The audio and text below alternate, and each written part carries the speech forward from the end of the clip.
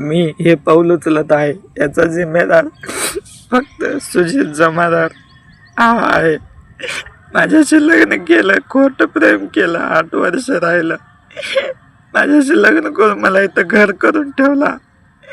मला कुठं जाऊ देत नव्हता, येऊ देत नव्हता. माझं सगळं माणसं तोडलं. माझ्या जोगती समाजापासून मला लांब ठेवला. पण आता तो दुसरा लग्न करतोय.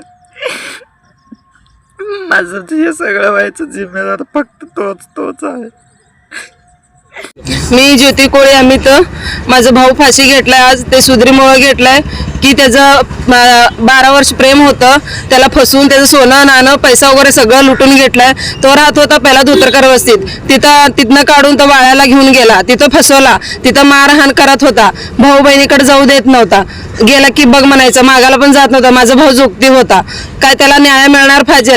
गुरुकडनं पण सगळ्यांकडनं पण ते भैयाकडनं पण की त्याला फाशी व्हायला पाहिजे. काय न्याय मिळणार म्हणजे मिळालं पाहिजे. माझ्या भावाला, माझ्या भावाचा जीव गेलेला आहे. सगळं माझ्या भावाचं नुकसान झालेलं आहे.